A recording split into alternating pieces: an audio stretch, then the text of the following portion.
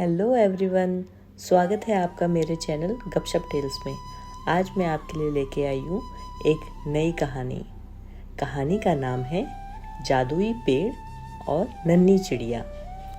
बहुत समय पहले एक शांत गांव में एक बड़ा सा पीपल का पेड़ था।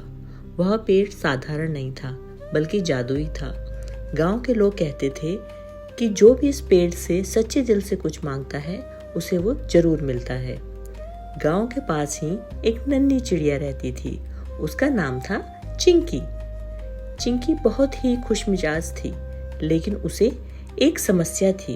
उसके पंख छोटे थे और वो लंबी उड़ान नहीं भर पाती थी। जब उसके दोस्त आसमान में ऊंचा उड़ते तो चिंकी केवल पास के खेतों तक ही जा पाती।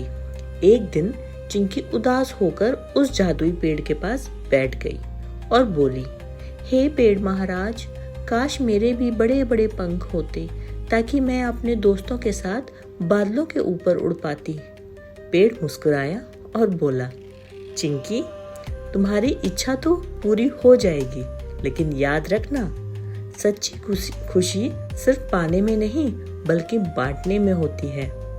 अगली सुबह चिंकी ने देखा कि उसके पंख सचमुच बड़े और सुंदर हो गए हैं। वो खुशी खुशी आसमान में ऊंचा उड़ने लगी। उसके दोस्त भी बहुत खुश हुए, लेकिन जल्द ही एक समस्या आ गई।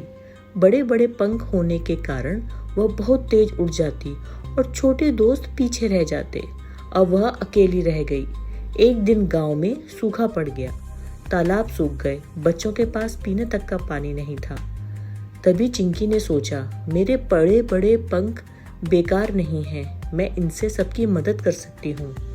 वह दूर नदी तक उड़ गई और अपनी चोंच में पानी भर भर कर लेकर आई। कई बार उड़कर उसने तालाब को पानी से भर दिया। बच्चे और जानवर खुशी से झूम उठे।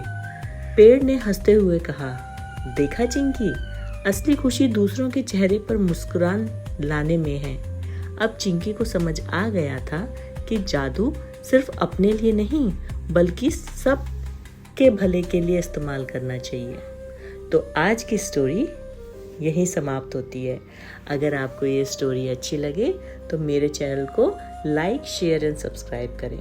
और हाँ, आज की कहानी का मॉरल है यानी सीख है, सच्ची खुशी हमें तभी मिलती है जब हम अपनी ताकत और गुणों का इस्तेमाल दूसरों की मदद करने के लिए करते हैं।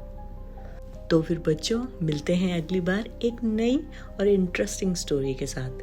तब तक के लिए बाय बाय।